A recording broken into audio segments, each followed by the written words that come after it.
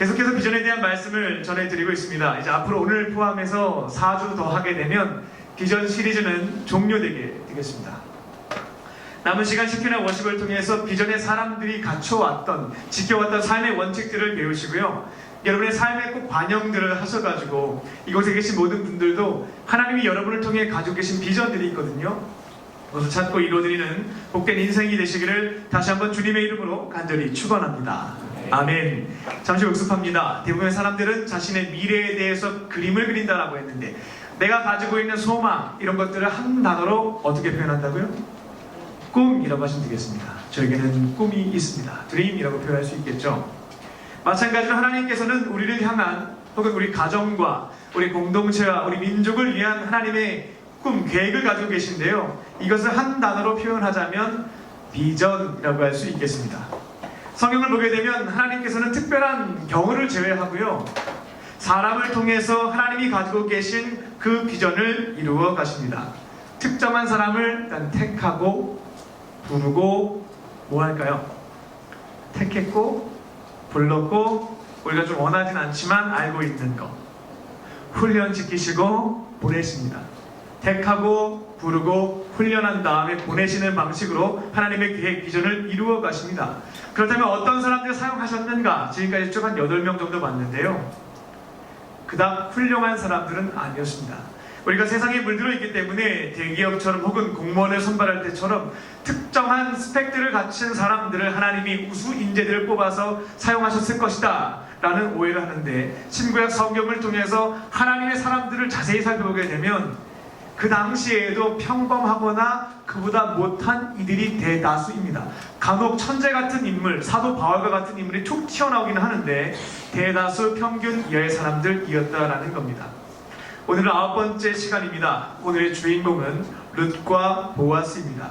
이 두 사람을 통해서 하나님의 비전을 이루어드리는 삶의 원칙 9번째를 여러분들에게 공개해 드리겠습니다. 이스라엘 민족은 이집트에서부터 탈출한 뒤에요, 약 몇 년간 광야 생활을 했죠?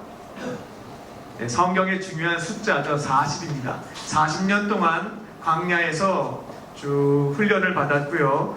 하나님께서 약속하신 땅 가나안 땅에 들어가기 위해서 약 횟수로 7년 동안 전쟁을 하게 됩니다. 완벽한 승리를 거두지 못했고요, 전체를 다 정복하지 못했습니다. 일정 부분 정복하게 되었을 때 열두부족 연합체 형태로 이제 머물게 되고 땅을 분배하게 됩니다. 아직 행정과 조직을 갖춘 왕정 국가가 되기 전에 열두부족이 땅을 분배받아서 연합체 형식으로 살았을 때 그 시대를 뭐라고 하는가? 따라합니다. 사사시대. 네, 사사시대라고 합니다. 그 사사시대 때요, 아직 왕은 아닌데요, 왕처럼 재판도 하고 때로는 누가 침략하게 되면 전쟁을 이제 해야 되겠다, 군사를 모으는 군사권, 지휘권을 가지고 있었던 사람들을 사사라고 불렀습니다. 제가 지난 2주 동안 이스라엘 넘버원이라고 할 수 있는 사사 2명을 소개해드렸는데, 누구냐면 기드온과 삼손이었습니다. 우리가 워낙 그 훌륭한 모습들만 소개받아 왔기 때문에 뛰어난 인물로 기억하고 있지만, 저희 삶을 깊숙이 들여다보니까 생각보다 훌륭한 사람들은 아니었습니다. 어떻게 저런 사람이 큰 민족의 대표가 될 수 있었을까 하는 의문이 들 정도로 부족했던 사람들이었는데요. 하지만 저는 그 성경의 인물들을 통해서 반면에 한 가지 소망도 발견합니다. 여러분들도 기회가 되시면 성경을 보면서 인물들을 보세요. 실망스러운 모습들이 굉장히 많습니다. 근데 한편으로 이런 소망을 품으실 수 있을 거예요.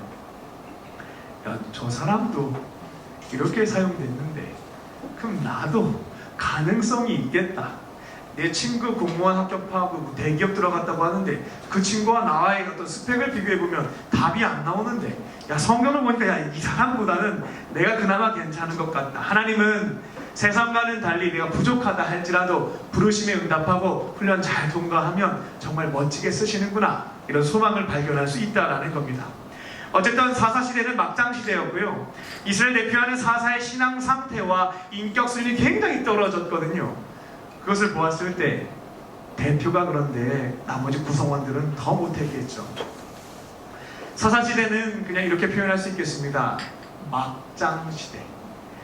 기회가 되시면 사사기 17장부터 21장까지 그 노약자분들과 좀 심신이 약하신 분들, 아직 여기 임신하신 분들은 없으실 것 같은데요. 좀 청년들이시니까요. 그런 분들은 나중에 읽으실 거 추천드리는데, 성경의 막장을 한번 내가 경험해보고 싶다라고 하시는 분들은 17장부터 21장까지 읽으시면 깜짝 놀랄 일들이 거기 많이 기록되어 있습니다.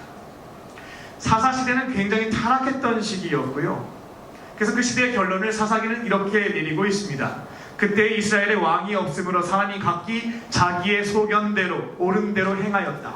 그렇게 막장이 됐다. 이게 사사기 마지막 결론입니다. 하나님께서 이처럼 12부족 연합체가 약속된 땅에서 정착을 했는데 망가져 버렸습니다. 막장이 돼 버렸어요. 근데 이 문제를 돌파하기 위해서 한 가정을 택하시게 되는데, 그리고 그 가정을 통해서 태어난 사람으로 이제 사사시대를 돌파해서 왕정시대를 이루시게 하거든요. 바로 그때 이 왕정시대를 열어가는 사람이 다윗이고요. 그의 조상이 되는 인물이 오늘 나오는 룻과 보아스입니다. 먼저 스포일러 조금 말씀을 드리면요, 보아스와 룻은 부부입니다. 둘이 결혼을 하게 되고 그 아들이, 성경 퀴즈 맞춰보세요. 룻과 보아스의 아들 오벳, 오벳의 아들 이세, 이세의 막내 아들 다윗, 그렇게 이제 보시면 되겠습니다. 그리고 다윗 이후에 다윗 왕조가 이어지게 되고요. 신약 시대에는 그 다윗의 자손으로 누가 태어나게 돼요? 예수님이 탄생하시게 되죠. 도대체 이 부분은 어떤 사람들이었기에 다윗 왕, 다윗 왕조, 메시아이신 예수님까지 그 피줄에서 태어나게 돼요? 어떻게 이런 영광을 얻게 되었는지 지금부터 그들이 가지고 있었던 삶의 원칙에 대해서 말씀을 드리겠습니다. 먼저는 아내인 룻입니다. 룻은 모압 출신입니다. 저희는 한국 출신이잖아요. 룻은 모압이라는 지방 출신이었습니다. 모압은 지명이기도 하고요, 사람 이름이기도 했습니다.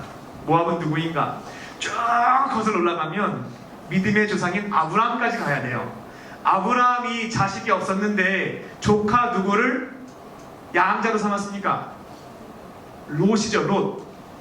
근데 이 롯이 나중에 자신의 딸과 근친상간을 하게 돼서 낳게 되는 인물이 바로 모압입니다. 이 모압은 그 근친상간으로 태어난 모압의 후손들, 그것이 바로 모압 자손들이었습니다. 그리고 이스라엘 민족의 역사를 보게 되면 이 모압과 굉장히 사이가 좋지가 않아요. 이집트를 탈출해서 하나님이 약속하신 땅 가나안 땅을 가게 될 때 이 모압을 통과하게 되거든요. 그때 모압 사람들이 그 길을 막았습니다. 방해했습니다. 모압의 왕이었던 발락이라는 왕이 있었거든요. 그 당시 유명했던 거짓 선지자의 점술가였던 발람을 불러다가 이스라엘을 이제 저주했던 사건, 한번 들어보신 적이 있을 겁니다. 저주하려고 했던 사건이 있습니다. 그리고 이스라엘 백성들을 유혹해서 결국 우상 숭배를 하게 하고 음행을 저지르게 해서 하나님으로부터 형벌을 받게 만들었던 것이 이 모압입니다. 이런 역사적 배경으로 인해서요, 이스라엘 사람들은 모압 사람, 근친상간으로 출발이 됐죠. 성적 타락을 만들었죠. 또 나중에 가나안 땅 갈 때 방해 공작을 했죠. 굉장히 무시하고 관계하지 않았습니다. 근데 이 룻이라고 하는 여인은 바로 그 모압의 핏줄이었습니다. 이방 여인이에요. 이스라엘 사람이 아닙니다. 모압 출신의 이방 여인이었습니다.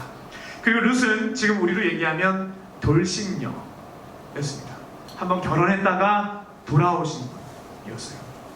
룻의 남편은 이스라엘 출신이었는데 흉년이 들자 먹을 것을 얻기 위해서 베들레헴을 떠나서 모압으로 이민을 오게 되죠. 거기에서 룻을 만나서 이제 결혼을 하게 되는데 안타깝게도 죽게 됩니다. 자식 없이요. 현대 크리스천들의 관점으로 보게 되면 위대한 왕이었던 다윗 왕조, 메시아이신 예수님, 그의 어떤 조상이 모압 출신이고 한번 결혼했다가 뭐 사별했습니다만 다시 돌아온 돌싱녀였다. 이건 저희들한테 큰 문제가 되지 않을 수가 있어요. 하지만 지금으로부터 3000년 전 얘기입니다. 고대 역사죠.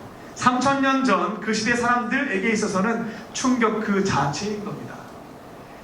특별히 하나님으로부터 선택받았다고 하는 유대인들에게 있어서는 위대한 왕이었던 다윗, 그리고 그 핏줄로서 다윗 왕조, 메시아까지 탄생하는데 그 조상의 족보가 이 룻기거든요.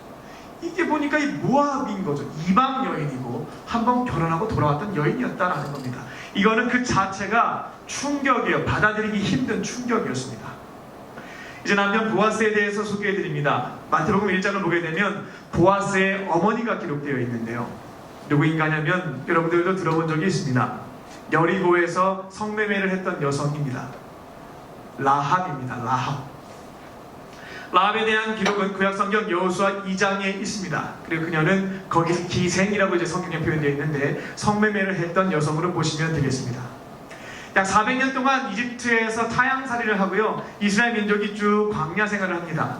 그리고 가나안 땅에 이제 전쟁을 하기 위해서 첫 번째 전투인 여리고성 전투를 준비하게 됩니다. 그때 이스라엘의 대표 지휘관이었던 여호수아는 2명의 사람을 정탐꾼으로 여리고성에 보내게 되죠. 근데 안타깝게도 걸립니다. 그 소식이 이제 여리고성의 왕에까지 들어가가지고요, 이제 잡히기 일부 직전이었어요. 근데 그때 구해준 사람이 라합이었습니다. 라합은 자신이 살고 있었던 이 여리고성을 무찌르기 위해서 찾아왔던 정탐꾼들이었는데 왜 도와줬을까? 이유가 있습니다. 라합은 성문 근처에서 그런 여관, 성매매를 하는 곳을 이제 운영했다라고 보는데요, 거기에 머물면서 다양한 사람들이 왔다 갔다 하는 얘기들을 들어왔습니다. 그래서 광야에서 1, 2년 있었던 게 아니거든요. 40년 머물면서 하나님께서 저 민족에게, 어떤 신이 한 민족에게 말도 안 되는 은혜와 역사를 베풀어 준다라고 하는 것을 성문에서 계속 사람에게 들어왔던 거죠. 그래서 진짜 저 신은 우상처럼 가짜가 아니라 진짜이겠구나. 그리고 결국 하나님께서 택하신 저 민족이 우리 멸망시키고 가나안 정복하겠구나 라고 하는 확신을 가지고 있었던 겁니다. 그래서 그 정탐꾼들을 숨겨주고요, 나중에 결국 여리고 무너지게 되면 나를 좀 기억해줘서 나랑 우리 집안 식구들 살려달라고 부탁을 했습니다. 결국 여리고성은 무너졌고요, 정탐꾼들은 라합과의 약속을 지키게 됩니다. 그래서 가나안 토착민이었던 라합은 유일하게 이스라엘 민족으로 편입되게 되었고요, 그렇게 결혼을 해서 낳게 된 사람이 오늘 등장하는 보아스입니다. 라합은 자신의 아들을 어떻게 키웠을까요? 철저하게 말씀을 가르쳤을 겁니다. 비록 이방인 출신이었지만 하나님께서 은혜를 주셔서 유일하게 여리고성에 살아남은 사람이 됐거든요. 생명을 보존해 주셨고 이방 민족이었지만 택함받은 백성이 되었습니다. 남들보다 한참 뒤쳐져 있죠. 출신 자체가, 출발 자체가 다르죠. 그러니까 자기가 늦은 만큼 더 철저하게 하나님의 율법을 배우고 지켜가려고 했을 겁니다. 자기뿐만 아니라 자신의 아들이었던 보아스에게는 더 철저한 신앙 훈련들을 했을 것이다 라는 겁니다. 나중에 성경을 보게 되면 보아스가 누구보다 사사시대는 자기 소견대로 하고 싶은 대로 막장이었거든요. 근데 보아스는 철저하게 율법을 이렇게까지 알 수 있을까 할 정도로 찾아서 지키는 모습들을 보여주게 됩니다. 룻은 모압 출신의 돌싱녀였습니다. 보아스는 어머니가 이방인, 성매매를 했던 여성 출신이었습니다. 이처럼 다윗과 다윗 왕조와 메시아의 조상이 되는 룻과 보아스는 이방인의 피가 흐르는, 그리고 집안이 먼저 룻의 인생을 통해서 비전의 사람의 첫 번째 삶의 원칙이 되는 것을 공개해 드리겠습니다. 따라해 보겠습니다. 부모. 뭘까요? 10계명에 있는 거 생각하면 답이 나오는데요. 네, 맞습니다. 따라해 보겠습니다. 부모 공경. 룻이 가지고 있었던 첫 번째 삶의 원칙은 부모님을 공경하는 부분이었습니다. 하나님께서는 이집트에서 탈출한 이스라엘 백성들에게 더 이상 그 바로의 노예처럼 살지 말고 우주 만물을 창조하신 하나님의 선택받은 백성답게 살라고 주시는 게 있죠. 직접 친수해서 주시는 것, 2번에 걸쳐서 10계명입니다. 그 10계명은 2개의 돌판으로 이루어졌고요. 첫 번째 돌판은 하나님과 인간 사이에서 철저히 지켜야 하는 계명이 1, 2, 3, 4로 기록되어 있었고요. 두 번째 돌판에는 사람과 사람 사이에서 반드시 지켜야 하는 계명이 5, 6, 7, 8, 9, 10 6가지로 기록되어 있었습니다. 여기서 질문입니다. 두 번째 돌판에 기록된 6가지 계명 중에 가장 상위에 지켰던 계명이 무엇입니까? 사람과 사람 사이에서요, 우리가 지켜야 될 것들이 굉장히 많죠. 근데 그 중에 하나님이 가장 우선적으로 썼던 것, 가장 먼저 지켜야 된다고 명하셨던 것은 따라합니다. 내 부모를 공경하라. 이것부터 출발돼야 된다라고 하는 것이죠. 하나님께서는 사람과 사람 사이에서 지켜야 할 가장 중요한 계명으로 부모 공경을 명령하셨습니다. 하지만 우리가 착각하지 말아야 될 건요, 부모님의 사랑이 없는 상태에서 자식들은 무조건 공경해야 된다, 이런 것들은 아닙니다. 부모님의 내리사랑이 있은 다음에 자식의 부모 공경이 이어진다라고 생각하셔야 되겠습니다. 하나님께서 1번부터 4번까지 철저히 지켜야 하는 하나님과 사람들 사이에서 지켜야 하는 계명을 말씀하시기 전에 얘기하셨던 것은 나는 너희를 이집트에서부터 구출해준 여호와다. 나는 너희를 구원해준 여호와로서 명하니까 이것을 지켜라. 하나님이 먼저 구원을 베풀어 주시고요. 그 다음에 계명을 지킬 것을 말씀하시거든요. 그러니까 부모 공경이라고 하는 것은 부모님의 사랑이 전제되어 있다는 겁니다. 그 전제된 상황 속에서 우리 자식들은 부모님을 공경해야 된다. 며느리였던 룻과 시어머니의 나오미의 관계에 있어서 우리가 어버이 주일 많은 며느리분들이 불편해하고 힘들어하시는 그 말씀, 늘 이 룻이 등장할 때마다 또 룻이구나, 또 시어머님에게 또 잘해야 된다고 말씀하시는구나, 이때마다 등장한 게 룻이었거든요. 늘 이 룻의 부모 공경만, 이 시부모 공경만 강조되는데 시어머니였던 나오미가 얼마나 룻을 사랑했는지가 잘 전달되지가 않아요. 성경을 보게 되면 엄청나게 사랑을 해줍니다. 나오미는 국제결혼을 허락했고요. 비록 며느리가 이방인이라고 해서 편견하거나 차별 대우를 하지 않았습니다. 룻기 1장 11절을 보게 되면 일단 호칭부터가 달라요. 나오미가 룻을 어떻게 부르냐면 항상 딸아라고 불러요. 딸아, 내 딸아. 그녀의 그 호칭만 보더라도요, 이 며느리를 어떻게 이해하고 있었는지를 알 수 있는 대목입니다. 그리고 시어머니 나오미는요, 자신이 두 아들이 죽게 되자 며느리들에게 야, 그냥 너희들은 젊은데 자식도 없는데 재혼해서 행복하게 살 것을 권면합니다. 만약 시어머니였던 나오미가 자신의 밥그릇을 생각한다면 이 며느리를 데리고 고향 땅 가야 돼요. 왜냐하면 그 당시 여성은 제가 몇 번 말씀드렸는데 경제활동이 불가능했습니다. 그래서 남편을 잃게 되면 빌어서 먹거나 혹은 몸을 파는 여성을 대부분 전락하고 말았어요. 근데 나오미는 남편도 죽었고요, 두 아들도 죽었습니다. 혼자 남은 상태거든요. 이 상태로 돌아가게 되면 가망성이 없는, 끝난 거예요. 그러니까 며느리 둘 데리고 가서 이들이 만약 재혼하게 되면 이들 통해서 생계가 해결될 수가 있는 거죠. 나오미는 너네들 젊은데 가서 잘 못하게 되면 나와 같이 다 경제활동이 불가능하니까요, 어려운 일 겪게 될 텐데 그냥 너는 남아서 여기 사람들과 그냥 결혼해서 행복하게 살아라. 나 혼자 돌아가도록 하겠다. 얘기했던 것이 나오미였다라는 겁니다. 나오미는 두 며느리를 말로만 딸이라고 하지 않았고요, 진짜 친딸로 생각한 거예요. 며느리라고 생각했으면 될 것 같을 겁니다. 내 딸이라고 생각해봤을 때 가서 얼마나 또 무시를 당했겠어요. 이방 사람, 특히나 이 멸시당할 때 모압 출신 여성이 왔거든요.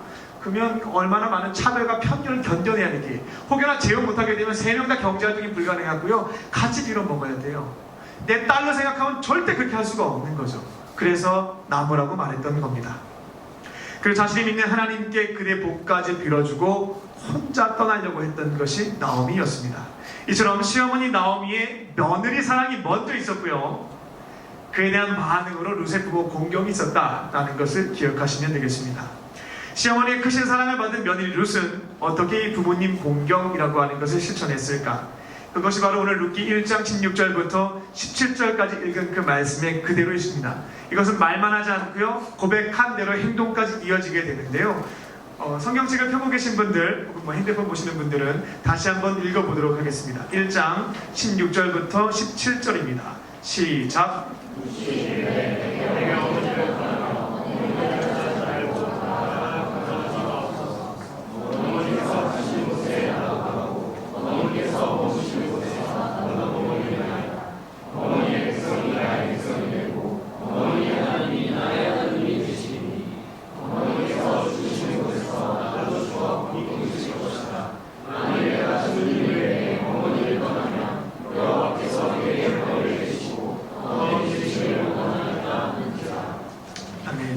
나오미는 다 포기했고요, 딸로 생각하는 그 며느리들을 여기서 재혼해서 이제 잘 살아라, 나 혼자 어려움은 겪도록 하겠다라고 했는데 그 중에 며느리 한 명이었던 오르반은 떠났고요. 이제 룻은 자기는 어머니랑 같이 가겠다라고 얘기하는 거예요.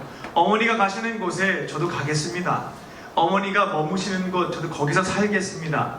어머니의 백성이 나의 백성, 이거는 그러니까 내 민족을 바꾸겠다라는 거예요. 어머니 민족이 나의 민족이 되고 어머니가 믿는 하나님이 내가 믿는 신이 되겠다, 나의 하나님이 되겠습니다.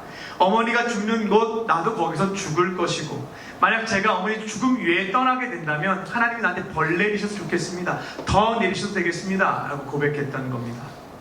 여기에서 머물다라고 하는 것은 히브리어 룬 혹은 린의 번역인데요, 그 뜻은 손님이나 나그네로 남의 집에 머무는 것을 뜻합니다. 그러니까 룻은 단순히 이 모압에서부터 베들레헴으로 돌아가는 그 길에 남의 집에 잠깐 나그네로 머무는 뭐 그런 것들 제가 감당할 수 있겠습니다, 이런 고백을 했던 것이 아니고요.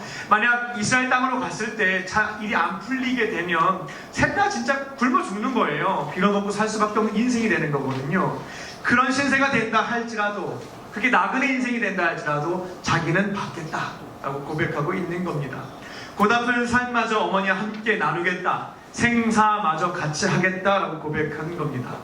룻은 인종과 국가, 종교를 초월해서 아무것도 가진 것이 없었던 늙은 시어머니였던 나오미, 그분을 위해서 자신의 인생, 젊은 인생을 바치겠다라고 고백했습니다.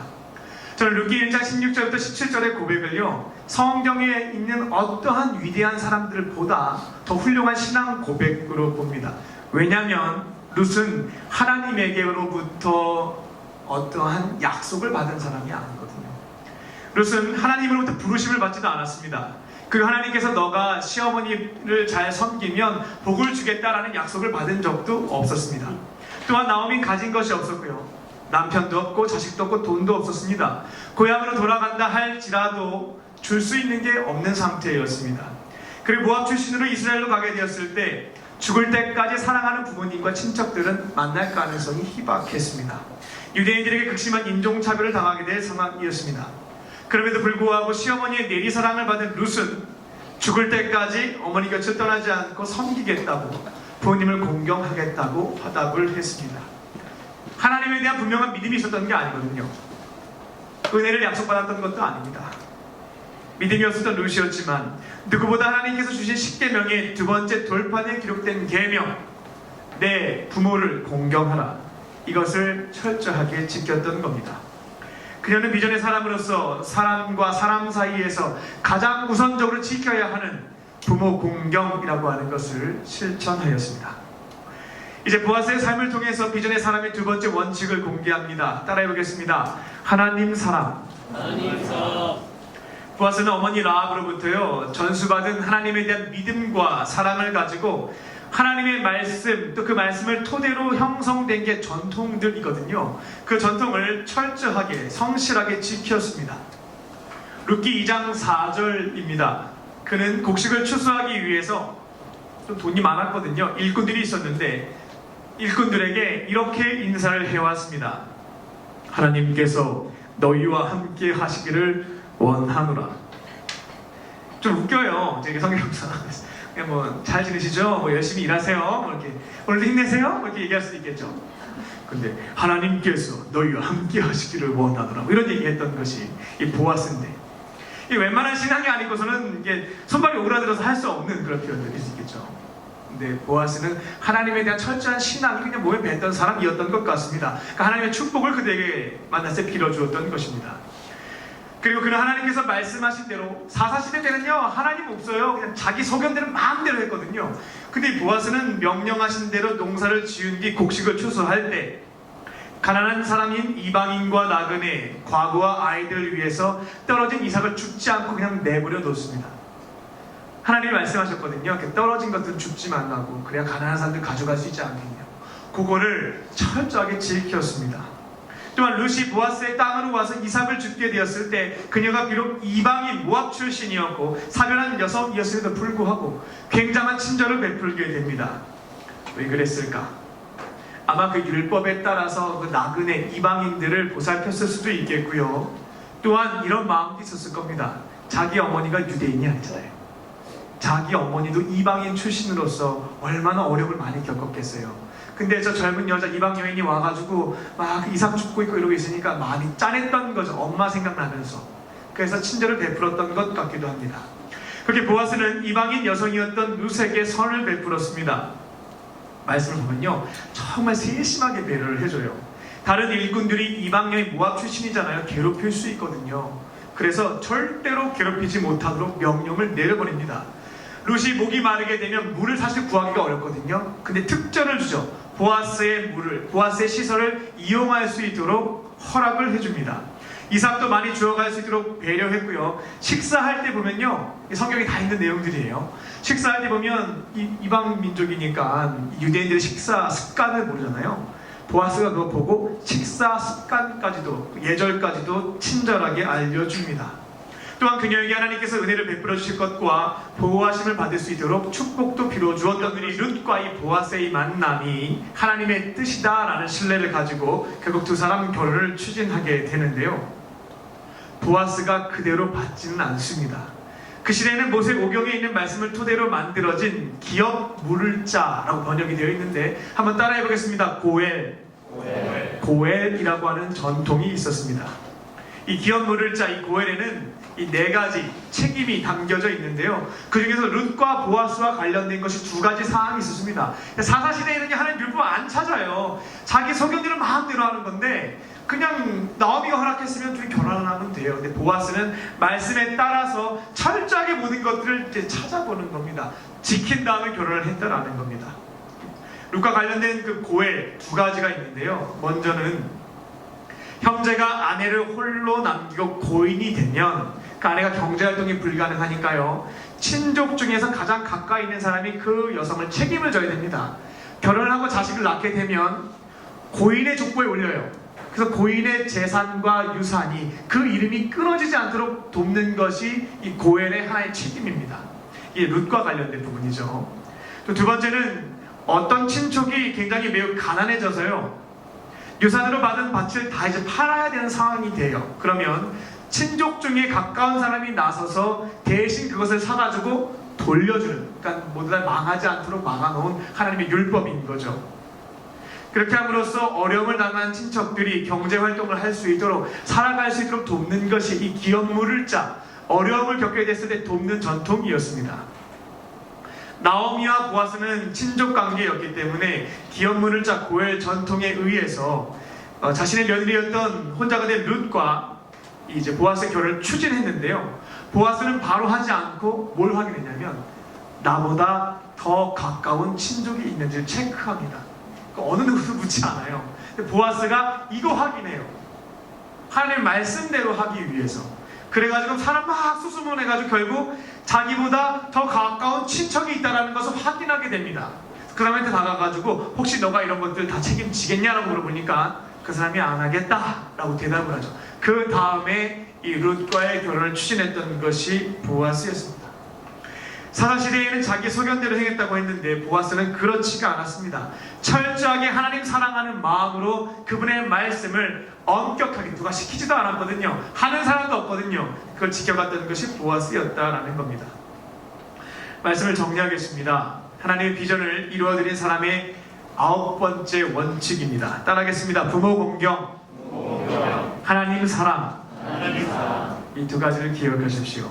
그래서 비록 모압 출신의 돌싱녀였습니다. 하지만 그녀가 자신에게 사랑을 베풀어준 시어머니를, 부모님이죠, 그분을 공경했을 때 하나님은 시어머니를 통해서 보아스를 만나게 하셨고요. 그 자손 중에 하나님의 위대한 비전을 성취하는 다윗 왕과 다윗 왕조와 메시아의 신 예수님이 탄생하게 되는 영광을 얻게 되었습니다. 사사기 다음에 룻기가 있고 룻기 다음에 사무엘상이 있죠. 구약시대의 사람들은 이 룻기를 보면서 뭘 확인했던 거냐면요, 위대한 왕인 다윗의 조상을 확인했던 거예요. 이 룻기는 족보의 역할을 했습니다. 충격 그 자체인 거죠. 모압 출신의 돌싱, 이게 뭐야?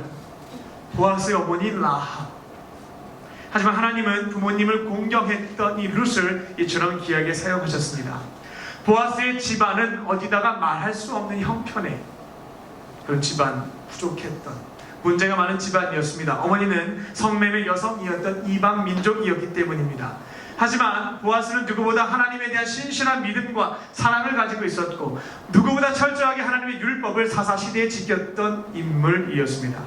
하나님은 이러한 보아스에게 은혜를 베푸셔서 좋지 않은 집안 배경이었습니다만 이후 다윗 왕과 다윗 왕조, 그리고 메시아이신 예수 그리스도의 조상이 되게 하셨습니다.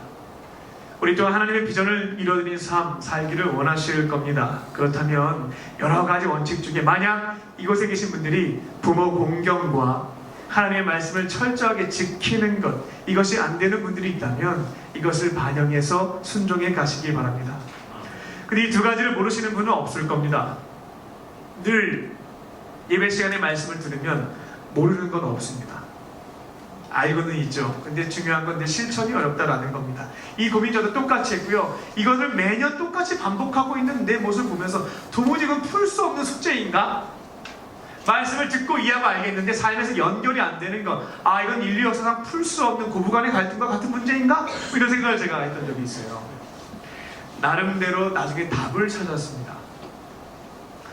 이 숙제가 풀리지 않는 분들은요, 이렇게 좀 한번 해보셨으면 좋겠어요. 따라해 보겠습니다. 성령님을 의지한다. 하나님께서는요, 이와 같은 문제를 계속해서 겪고 있는 하나님의 자녀들을 돕기 위해서 신약시대 이후에 누구를 붙여주시게 되냐면, 구약시대까지 특정 사람에게 특정 시간에만 만나게 하셨던 하나님의 영이신 성령을 모든 사람들에게 보내주시게 됩니다. 하나님을 믿는 사람들에게는 성령님이 함께 하신다라는 겁니다. 한 주 동안 성령님께서요, 여러분에게 부모님을 공경하라는 마음을 주실 때가 있을 겁니다. 혹은 이 말씀을 생각나게 하실 때가 있을 거고요. 기회를 제공해 주실 때도 있을 겁니다. 그때 성령님이 나에게 기회를 주시고 마음을 두실 때 능력을 구하시고 손과 발을 가지고 순종해 보시기 바랍니다.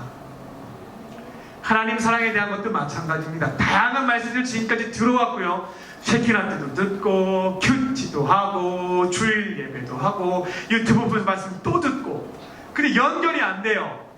염려하지 말 것은 하나님의 영이 여러분이 특정 상황에 직면하게 되었을 때 그 해당 말씀을 생각나게 하실 때가 있을 거고요. 들었던 말씀을 계속 마음속에 간직하게 두게 하시는 게 있을 겁니다. 그거 순종하시면 된다라는 겁니다. 그 마음과 기회를 주실 때가 있으면 도우심을 구하고, 주님 계속 이렇게 기회 주시는데 이번에 한번 제 손과 발을 가지고 순종해 보겠습니다. 도와주십시오 라고 하고 한 걸음 내딛는 것입니다. 저는 이게 저한테 그 가지고 있는 질문을 푸는 답안이었거든요. 매번 아니어도 좋습니다. 가끔씩이라도 해보십시오. 가끔씩 해보면 좋고, 해보면 하나님의 일하심이 있고, 해보면 내 삶의 변화가 있기 때문에 그 다음에는 주저하지 않고 또 하게 됩니다. 반복하게 되는 거죠. 앞으로 보아스와 룻처럼 부모님 공경과 하나님 사랑, 성령님께서 마음 주실 때면 능력 구하시고 실천하심으로 하나님의 비전을 이루어드리는 한 사람이 되시기를 주님의 이름으로 축원합니다. 아멘. 기도하겠습니다.